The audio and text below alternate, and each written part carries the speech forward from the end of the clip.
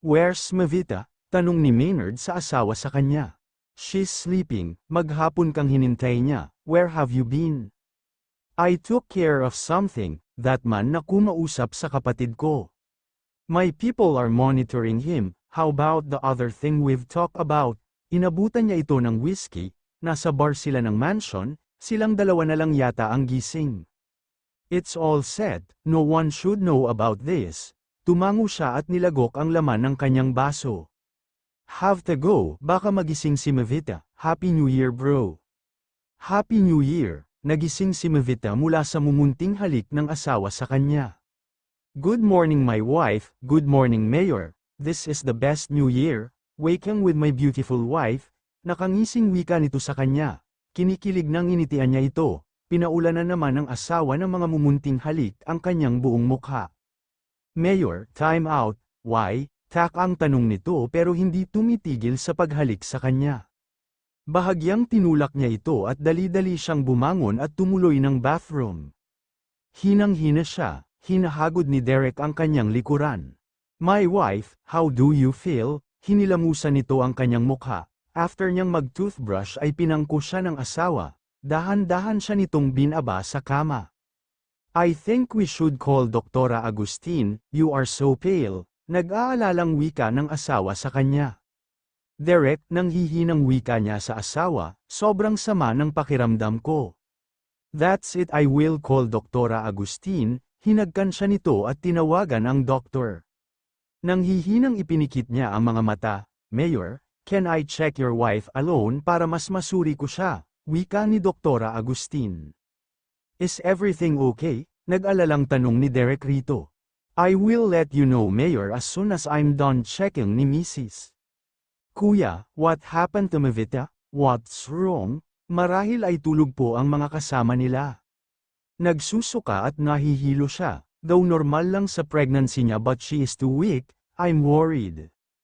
I hope she is okay. Sinabi sa akin ng OB ko na maswerte ako na di-maisla ng pagbubuntis ko, sana ganoon din si Mavita. Wika ni Ella, bakas ang labis na pag-alala rito. May alam ka ba na di ko alam? What? Kuya, ano naman ang alam ko? Iniwas nito ang tingin sa kanya. Bakit ganyan ang tanong mo sa asawa ko? Wika ni Vincent sa kanya. Bakit mo tinatanong ang asawa ko ng ganyan? Pero malakas ang kutob niyang may hindi sinasabi ang hipag. Maya-maya ay lumabas na si Doktora Agustin. Doktora, anong lagay ng asawa ko? Anong problema? Mayor, maisla ng pagbubuntis ni Mai, 1 week bed rest muna siya, iwasang mas stress and more water. Mayor, heto ang kailangan niyang vitamins, pinalitan ko yun dati niyang iniinom. Walang anuman, sige kuya, balik na kami sa silid namin, paalam ni Vincent sa kanya. See you later, kuya, salamat. Tinanaw niya ang pag-alis ng kanyang kapatid at hipag. Derek, tawag ni Maynard sa kanya ng akmang papasok na siya sa kanyang silid. What happened to Mavita? Maislan ang pagbubuntis niya. Payo ni Doktora Agustin na bed rest muna si Mavita at bawal siyang ma-stress. Bamantong hininga ito, can I see her? Go ahead, igagawa ko lang ng makakain si Mavita. Tunanggo ito at pumasok sa silid nilang mag-asawa. Sinundan niya ng tingin ang bayaw, nag-alala siya sa asawa. He can tell na may hindi sinasabi sa kanya si Doktora Agustin, lalo na si Ella na may kinalaman sa asawa niya. I'll make sure na malalaman ko lahat ng nililihim ninyo. He hated it, he has no control over everything. Inilabas niya ang cellphone at tinawagan niya si Samuel. Bro, what's up? Happy New Year, bro. Happy New Year. Dumating na ba ang request ko? Yes, nasa akin na dadalhin ko na dapat sa iyo bukas. No, wag dito, magkita tayo sa yate bukas. Sigurado ka ba dito? Paano kung malaman niya? Derek, relationship is built not with love alone, kailangan mo din ng tiwala. I'm doing this for her. Okay bro, you really fall hard. Yes, I never thought na may hihigit pa sa nararamdaman ko kay Melinda and now I'm questioning myself if I was really in love before. Kailangang magtapat ka na sa asawa mo. I know. Gotta go, maghahanda ako ng breakfast niya. Okay bro, see you tomorrow. Salamat, Daddy. Ano nang balita? Kailan mawawala ang babaeng yun, ngising wika ng kanyang anak. Malapit na anak, can't wait to see the high and mighty mayor, a downfall.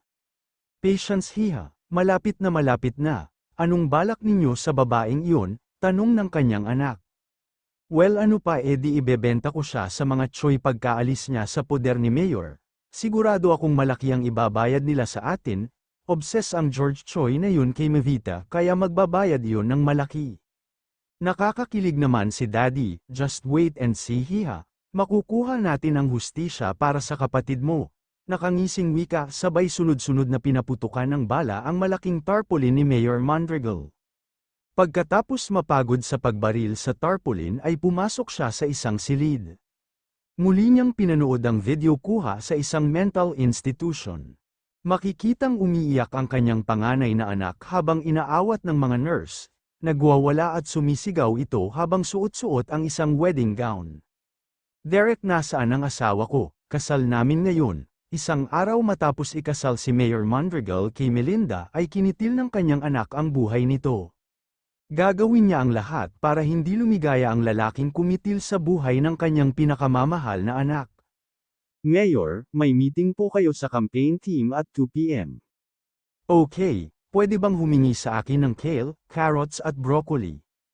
Noted po, Mayor. Kaya ba dala nyo ang Nutri-Blast? Nakatingin ito sa blender na dinala niya.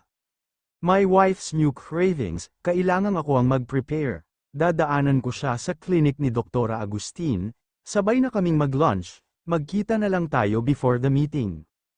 Sige po, Mayor, I'm happy for you Mayor, tugon ni Philip sa kanya. Padalawin mo si Norma sa mansion, doon muna kami para hindi mainip si Mevita. Kung di nga lang marami tayong nabanbin na trabaho. Sige po Mayor, may 2 weeks pa naman ang school break ni Norma.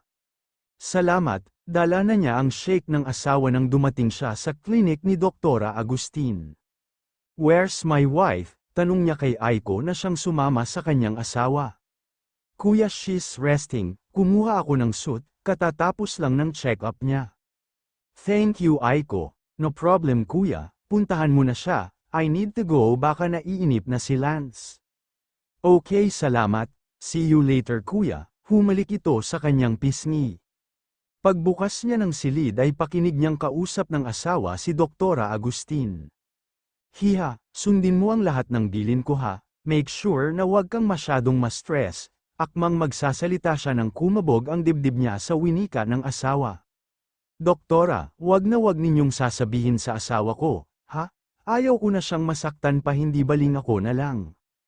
Anong hindi niya pwedeng malaman? Hiha, wala akong sinabi kay Mayor maliban sa katotohanang Maislan ang pagbubuntis mo. Doktora, iset muna ako ng appointment sa neurologist. Okay hiha, just stay on healthy diet and don't overthink for now, makakasama sa inyo ng baby mo. Salamat doktora, narinig ni Derek ang bahagyang pagpiyok ng tinig ng kanyang asawa. Walang anuman hiha, but you need to be honest with your husband, tell him the truth na unti-unting nawawala ang mga alaala mo and we need to pray na makuha pa sa therapy ang lahat. Hindi na tinapos ni Derek ang pakikinig sa usapan ng dalawa, lumabas siya ng clinic. Para siyang mauubusan ng hininga, galit ang nararamdaman niya sa mga taong dahilan ng kalagayan ngayon ng kanyang asawa, sobra siyang nasasaktan, alam niyang maraming kinakaharap ang asawa niya. Hindi pa niya naayos ang problema sa taong gustong manakit sa kanilang mag-asawa, ngayon naman ay ang lumalalang amnesia nito. Matapos na hamupa ang kanyang emosyon ay bumalik siya sa klinik at kumatok sa silid. Derek, gulat na wika ni Mevita sa kanya nang pumasok siya. My wife, sorry I'm late, may tinapos pa akong mga documents, sabay na halik sa mga lobby nito. Okay lang, kakatapos lang namin. Nagliwanag ang mukha nito pagkakita sa iniaabot niyang tumbler.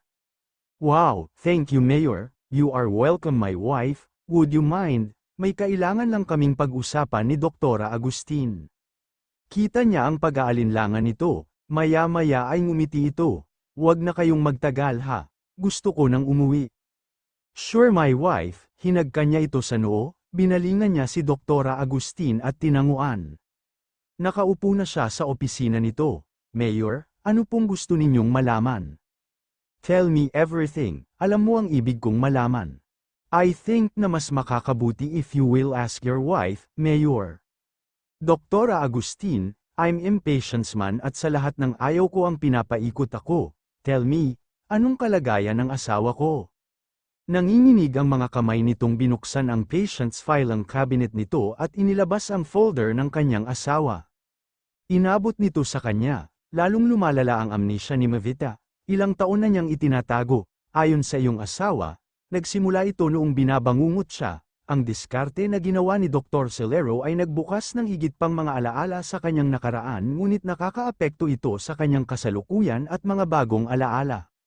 Kumuyam ang kanyang mga kamao, so you are saying that, tumingala siya at hinawakan niya ang kanyang batok, he doesn't want to hear it. Mayor, I'm telling you, her condition not as her doctor, I cared for Mavita. Sa maiksing panahon, I saw her kind heart, she stopped taking medication prescribed by Dr. Celero because of the baby. She doesn't care about herself but she is more concerned for the safety of the baby and you getting hurt, a possibility na kung di natin maagapan ay tuluyang malalaman natin ang pinsala sa utak niya. What can we do? For now I will set up an appointment kasama ang mga doktor na kilala sa pagiging dalubhasa sa dissociative amnesia. I-set up mo muna, gusto ko muna silang makausap bago nila makita ang asawa ko, huwag mong ipaalam sa kanya na alam ko na ang kalagayan niya. Tumango si Doktora Agustin sa kanya, I'm sorry, Mayor. Me too, malamig niyang wika at lumabas siya ng opisina nito para balikan ang asawa sa hospital suite nito. Minamasdan niya ang natutulog na asawa, he loves her to death and he will tell her every day how much his wife bring him back from the dead, how much he love her. At walang aalisin ng kanyang asawa mula sa kanya, kahit na ang kanyang kumukupas na alaala. Tinabihan niya ang asawa sa higaan at niyakap, nagsabi na siya kay Philip na di na siya dadalo ng campaign meeting, walang mahalaga sa kanya ngayon kundi ang kanyang mag-ina. Hinagka niya ang lobby nito at mas kinabig palapit sa kanya, unti-unting hinila siya ng antok. Naalimpungatan siya sa paggising ni Doktora Agustin sa kanya, pagtingin niya sa tabi niya ay bakante ito. Where's my wife, Mayor? Di pumasok ako dito para ibigay itong mga vitamins niya. Mag-isa ka lang na nakahiga, akala ko. Mavita, sinuyod niya ang buong silid, wala ang kanyang asawa. Nasaan ang asawa ko? Sigaw niya rito, she was with me, where the hell she is? Galit at pag-aalala ang kanyang nararamdaman. Hindi gumalaw si Doktora Agustin, tinawagan niya ang kaibigan. Oh bro, napatawag ka, Samuel, my wife is missing, can you track her down? Okay bro, wait give me a moment, make it fast, bro, your wife's tracker is offline. What? Paanong nangyari yun? I don't know bro. I think someone knows that we put tracker on her. Pupunta ako dyan, I will call my brother first. Agad niyang pinatay ang tawag, my wife, where are you? Frustrated na bulong niya sa kawalan. Samantala, Master, naayos ko na po ang ipinapagawa ninyo.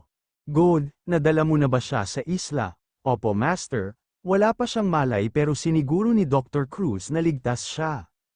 Tumango siya. Ang mga mata niya ay nasa monitor kung saan nakikita niya ang paghihirap nina Janet at Helen, lalong-lalo na si Guada at ang asawa't bayaw nito. Master Maynard, bakit kailangan nating gawin ito? Masasaktan si Lady Mavita. Nakikita ko sa mga mata niya ang pagmamahal niya kay Mayor Mondregal. We have to, they will try again to harm her. Para mailigtas ko ang buhay niya, kailangan ko siyang ilayo sa kanilang lahat, kahit buhay ko ay ibibigay ko kay Mavita. Sa mga nalaman ko, makakabuting ilayo ko ang kapatid ko para walang sino man ang gumamit sa kanya at manakit, in time. Alam kong mapapatawad niya ako, she need to live dahil kung hindi ay wala ng halaga ang buhay ko. Nagising si Mavita na parang may nagmamasid sa kanya, nagmulat siya ng mata at bumungad sa paningin niya ang isang may edad na babae, medyo may katabaan ito at matangkad. Sino po kayo? Naguguluhang tanong niya, nilaibat niya ang paningin sa buong silid. Huling naalala niya ay nakatulog siya sa hospital suite habang hinihintay niya si Derek na bumalik mula sa opisina ni Doktora Agustin. Lady Mavita ako po si Lusing, habang nandito po kayo, ako po ang mag-aalaga sa inyo. Nasaan po ako? Pilit niyang kinakalma ang kanyang sarili, naninikip ang dibdib niya sa kaba. Nasa isla po kayo, you're awake, tinig ng kanyang kapatid. Kuya, bulalas niya pagkakita sa kapatid, iwan niyo muna ho kami manang lusing. Yes master, Lady Mavita, anong ibig sabihin nito, kuya? Umupo ito sa kama at hinawakan ang kanyang kamay. You will be staying here in this island habang hindi pa ayos ang lahat. You will have your therapy, bukas darating ang mga doktor na titingin sa iyo. Kuya, siguradong hinahanap na ako ng asawa ko, pakiusap niya rito naluluha na siya. In time baby sis, everything will be okay, hindi kita maintindihan. Mavita, I'm doing this for you baby sis, I know everything about all the people who are after you, trust me, okay, masuyong pakiusap nito sa kanya. Dama niya ang determinasyon ng kanyang kapatid. Kuya, paano si Derek? Ayaw ko na siyang masaktan, please.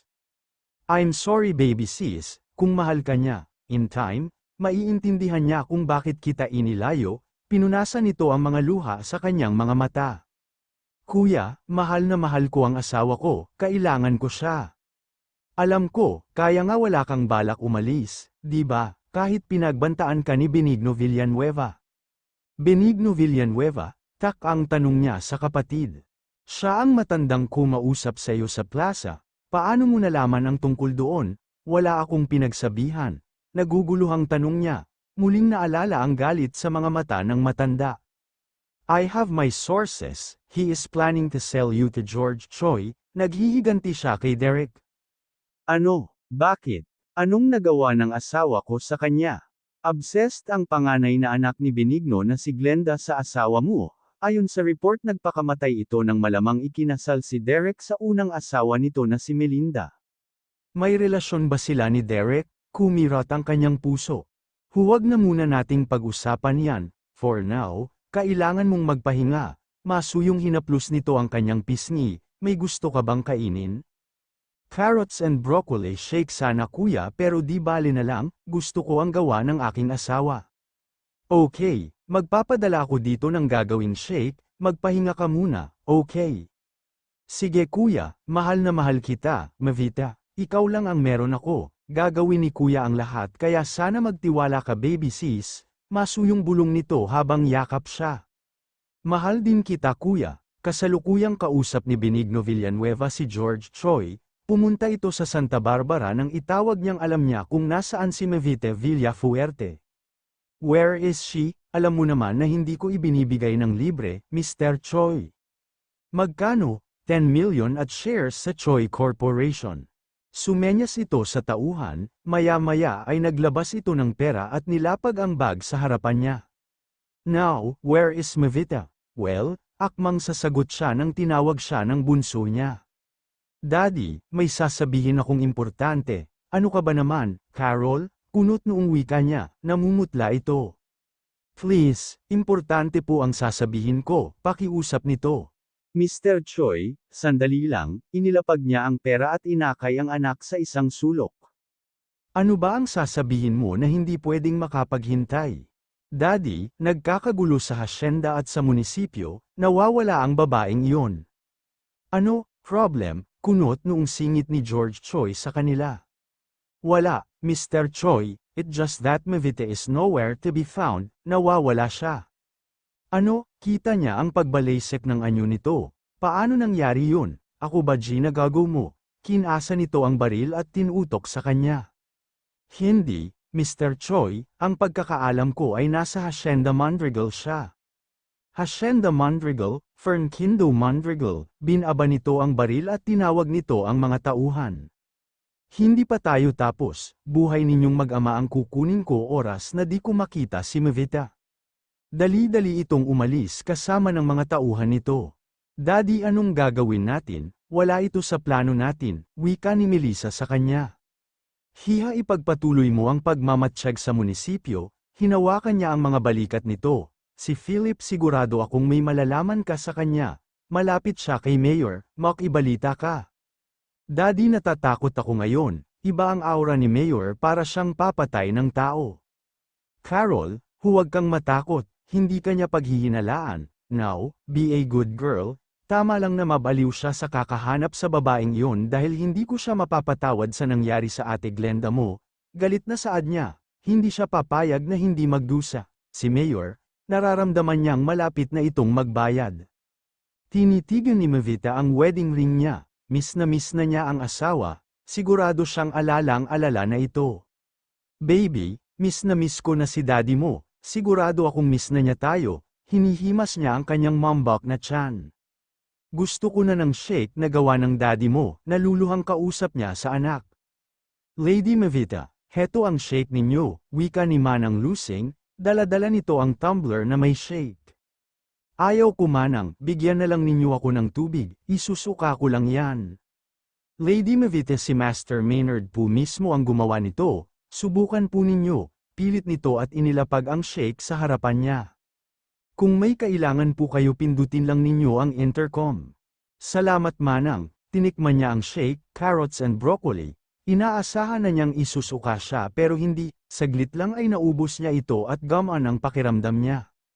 Baby, gusto mo rin ba? Ang sarap din palang gumawa ng shake ng Tito Maynard mo. Natatawang kausap niya sa kanyang tiyan, Master, pukaw ni Dolan kay Maynard. I'm crazy, Dolan am I, hindi Master. You just love your sister. Nakangiting wika nito sa kanya. Did you send today's record? Kanina pa Master. Salamat Dolan. Habang ang kanyang mga mata ay nakatitig sa nakangiting mukha ng kanyang kapatid habang hinahaplos nito ang tiyan. Just hang on baby sis. It will be okay soon.